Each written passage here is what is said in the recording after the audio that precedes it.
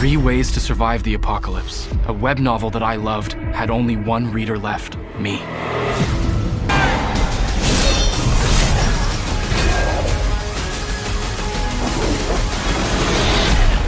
The novel I love, that only I've ever read, has become a reality.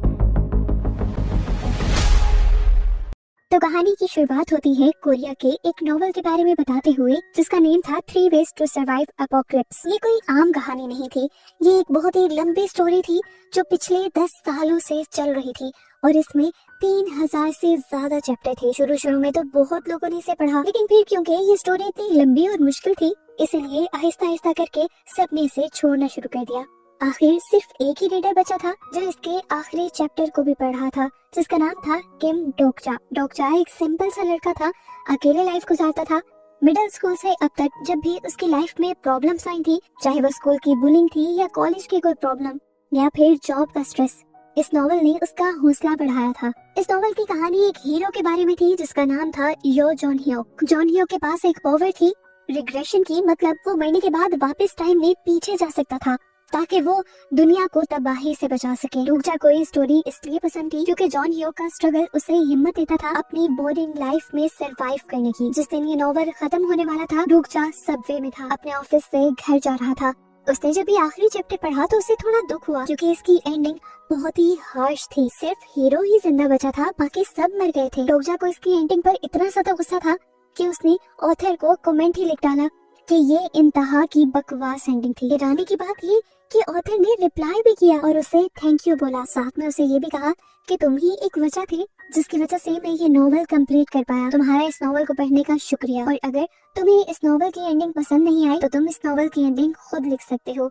डोकचा को तो उसकी बातें बिल्कुल नहीं समझ आई, लेकिन फिर जैसे ही इस ट्रेन में 7 बजे ट्रेन को एक झटका लगा और अचानक ही यहाँ की दुनिया बदल गई। यहाँ की लाइट्स फ्लिकर हुई और स्मार्टफोन्स के सिग्नल्स चले गए। ट्रेन में एक मैसेज गूंजने लगा कि प्लैनेटरी सिस्टम की फ्री सर्विस खत्म हो चुकी है और अब पेड सर्विस शुरू हो चुकी है। सभी कंफ्यूज थे, किसी को भी कुछ भी समझ नहीं आ रहा था।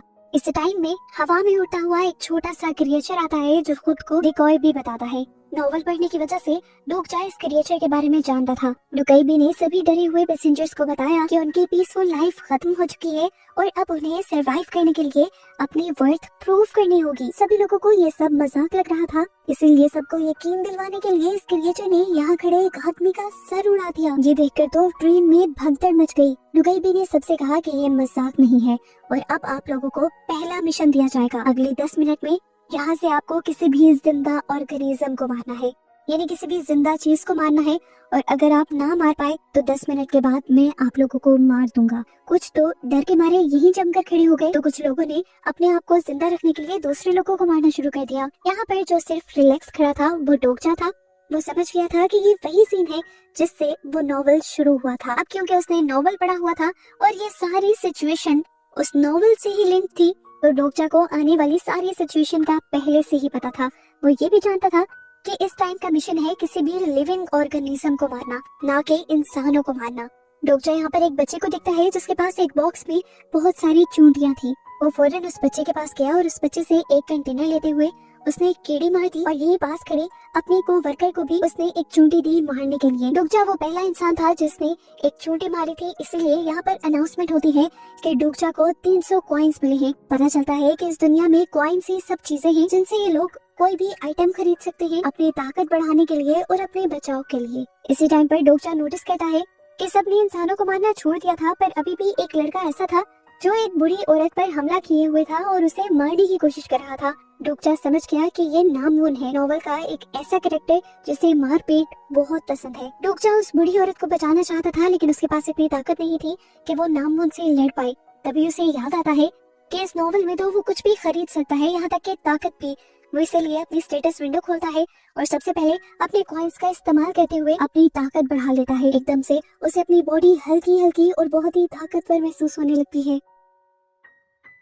अपनी इसी ताकत से डोकजा ने नामवुन को बहुत ही बुरी तरह से मारा और फिर उस आंटी को बचाते हुए उसने आंटी के हाथ में इंसेक्ट रखकर मारने की कोशिश की, लेकिन ये इंसेक्ट वो खुद ही मार गया था, आंटी नहीं मार पाई थी। ऐसे उसके कॉइन्स बढ़ने लगे और टाइम भी यहाँ पर 0 हो गया। पता चलता है कि डोकजा, उसके साथी और उस छोटे बच्चे के अलावा कोई भी इस मिशन को पास नहीं कर पाया था, इसीलिए सिस्टम ने वही सबको खत्म कर दिया। ट्रेन अब लाशों से भर चुकी थी। डोकई भी अब दोबारा ट्रेन में वापस आया और ये खून खराबा देखकर बहुत ज्यादा खुश हुआ। वो बताता है कि सितारों पे बैठे हुए वो लोग जो ये सब किसी मूवी या ड्रामा की तरह एंजॉय कर रही हैं, वो तो बहुत खुश हुए होंगे। फिर दिखाया जाता है कि अब ट्रेन ब्रिज पर रुक जाती है और एकदम से पानी के अंदर से एक बहुत ही भयानक मॉन्स्टर उड़कर ये ब्रिज तोड़ देता है। अब तो सभी लोग नीचे गिरकर मर जाते हैं, पर यहाँ कुछ लोग मिलकर ट्रेन का दरवाजा खोल लेते हैं और डोकजा छोटे बच्चे को उठाकर और अपने सभी साथियों के साथ इस टूटे हुए ब्रिज पर ही भागने लग जाता है। इन्हें लगा था कि ये लोग बच गए, पर खतरा टला नहीं था। वो पैसेंजर्स जो कि पिछले राउंड में मारे गए थे,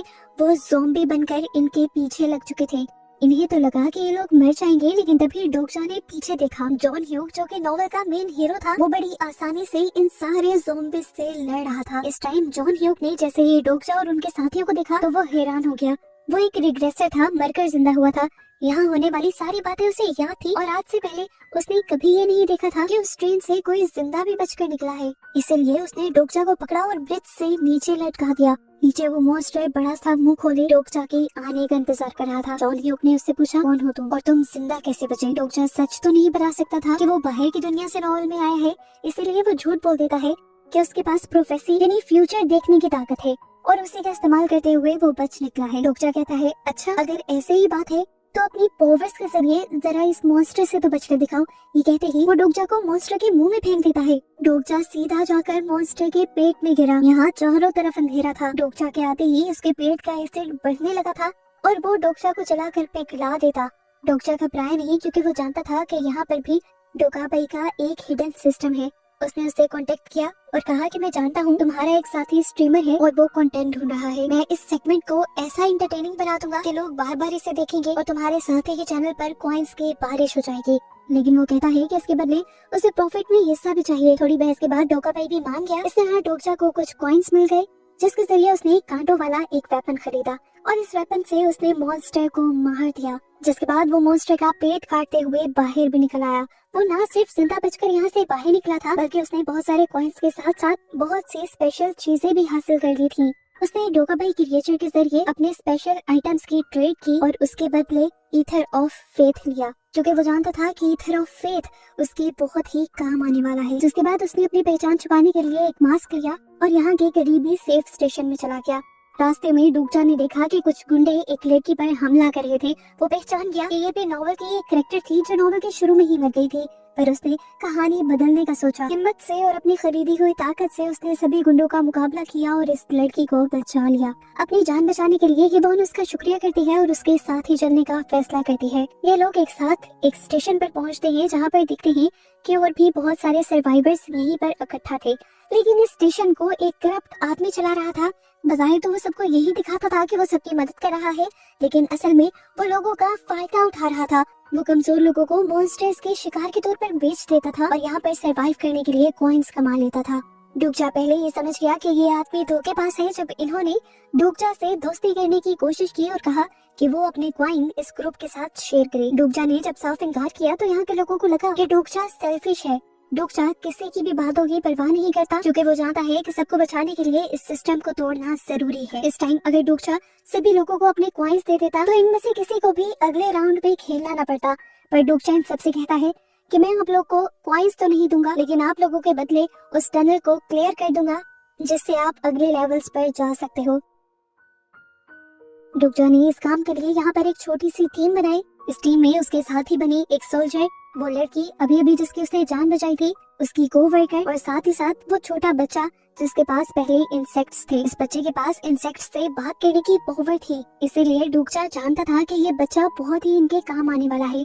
ये लोग अंधेरी टनल में उतर जाते हैं, जहाँ इनका सामना होता है ग्राउंड रैट नाम के एक मॉन्स्टर से, जो कि असल में है एक डीमन। ये लड़ाई बहुत ही ज्यादा खतरनाक थी। मॉन्स्टर ने इनके ऊपर एक ऐसे पॉइजन से हमला किया जिससे ये लोग हेलुसिनेशंस में चले गए और अपनी उन बुरी यादों में कैद हो गए जो यादें जो जिंदगी के लम्हे उन्हें हमेशा से तंग किया करते थे। सोल्जर को वो वियन आया जब वो आर्मी में अपने साथियों को मुश्किल में नहीं बचा पाया था। इवॉन ने उन गुंडों को देखा जिन्होंने उसके ऊपर हमला किया था। इस तरह जिसकी जो बुरी याद थी सब उसी को देखकर डर कर जम गए थे। लेकिन डोगजा के पास एक स्किल थी जिसका नाम था फोर्थ वॉल। ये स्किल उसके दिमाग को इमोशंस से बचा कर रखती थी। इस तरह उसने अपने आप को भी हेलुसिनेशंस और इल्यूजन्स से बचा लिया, जिसके बाद उसने चिल्ला कर सभी लोगों के भी इल्यूजन्स तोड़ दिए। होश में आते ही टीम ने वापस हमला किया। डोगजा ने शॉप से व्हाइट स्टार प्योर एनर्जी खरीदी जिससे उसका वेपन चमकने लगा। फिर उसने और इवॉन ने मिलकर उस मॉन्स्टर के ऊपर इसी वेपन से हमला किया और उसे खत्म कर दिया। इस मॉन्स्टर को खत्म करते ही इन्हें यहाँ पर ट्रेजर चेस्ट मिला जिनमें इनके लिए बहुत सारे नए वेपन्स थे। सभी ने अपने अपने वेपन्स पार्ट लिए और डोगजा को यहाँ पर मिली थी एक टूटी हुई तलवार। सबको लगा कि उसका कोई मायने नहीं है, लेकिन डोगजा जानता था कि यही सबसे अच्छी चीज है। उसने पहले जो ईथर ऑफ फेथ खरीदा था वो इसी के लिए तो था। वो जैसे ही ईथर ऑफ फेथ को इस तलवार के ऊपर लगाता है तो ये तलवार रोशनी में बदल जाती है और ब्लेड ऑफ लाइट बन जाती है। एक ऐसा वेपन, एक ऐसी तलवार बन जाती है जो ना टूट सकती थी और ना इससे उसका कोई दुश्मन बच सकता था। अपना ये मिशन खत्म करने के बाद ये लोग वापस स्टेशन के अंदर आते हैं और आते ही सभी सर्वाइवर्स को उस करप्ट लीडर की सच्चाई बताते हैं। इवॉन जिसके साथ उस करप्ट ग्रुप ने ज्यादती की थी वो गुस्से और इंसाफ की आग में जल रही थी, इसलिए उसने करप्ट लीडर को मार दिया और सभी सर्वाइवर्स को आजाद करवा लिया। लेकिन रुकने का वक्त नहीं था, उन्हें अगले स्टेशन चिंगमोरो जाना था ताकि वो मेन सिनेरियो के साथ चल सकें। जब वो चिंगमोरो पहुंचे तो वहाँ की हालत बहुत ही ज्यादा खराब थी। यहाँ का सिनेरियो ग्रीन जोन का था। रात को यहाँ पर जिंदा रहने के लिए आपको जमीन पर बने ग्रीन कलर के स्क्वायर के अंदर ही रहना था, लेकिन लोग यहाँ पर बहुत ज्यादा थे और ग्रीन जोन बहुत ही कम। यहाँ पर भी एक अजीब आदमी था, लैंडलॉर्ड की तरह उसने काफी सारे ग्रीन जोन्स के ऊपर कब्जा किया हुआ था और कॉइन्स के बदले वो सबको ये ग्रीन जोन्स दे रहा था। अब जो पे नहीं कर सकता था वो रात को मॉन्स्टर का शिकार बन जाता। यहीं पर डोगजा को एक हाई स्कूल गर्ल मिलती है जो उसे बताती है कि मैं हीरो की स्टूडेंट हूँ, यानी जोंग ह्योक की। वो उसे ये भी बताती है कि जोंग ह्योक पहले ही यहाँ से निकल चुका है मॉन्स्टर्स को मारने के लिए। इस टाइम पर डोगजा के पास एक प्लान था। वो यहाँ इस आदमी से लड़ना नहीं चाहता था जो लैंडलॉर्ड बना हुआ था, बल्कि वो उसे इस्तेमाल करने का सोचता है। इसलिए उसने इस आदमी को बहुत सारे कॉइन्स ऑफर किए और इसे अपने साथ मिला लिया। डोगजा की चालाकियों को देखते हुए डोगा भाई ने गेम और ज्यादा मुश्किल कर दी। वो एलियंस जो ये सब कुछ ऊपर से दिख रहे थे उन्हें और भी ज्यादा ड्रामा चाहिए था, इसलिए डोगा भाई ने यहाँ पर ग्रीन जोन्स कम कर दिए। ये एक चाल थी ताकि लोग एक दूसरे को मारें। इस टाइम पर लोग इसलिए भी ज्यादा घबरा गए क्योंकि जिस टाइम पर ग्रीन जोन बदला था ठीक उसी टाइम पर मॉन्स्टर्स ने हमला कर दिया था। सीधी सीधी चीटिंग थी ये। डोगजा को यहाँ पर समझ आया कि सरवाइव करने का रास्ता ग्रीन जोन के लिए लड़ना नहीं बल्कि उस ग्रीन जोन को डिस्ट्रॉय करना है। अगर जोन नहीं रहेगा तो गेम के रूल्स टूट जाएंगे और गेम रुक जाएगी। लेकिन ये काम था बहुत रिस्की। ये आइडिया उसे इतना खास नहीं लगता और अब वो मॉन्स्टर की तरफ देखता है। वो सोचता है कि अगर वो इन मॉन्स्टर्स के बॉस को ही मार दे तो ये सिनेरियो बहुत ही ज्यादा जल्दी खत्म हो जाएगा। लेकिन यहाँ का बॉस इन सारे मॉन्स्टर्स की क्वीन कोई मामूली मॉन्स्टर नहीं थी, वो एक भयानक ड्रैगन थी।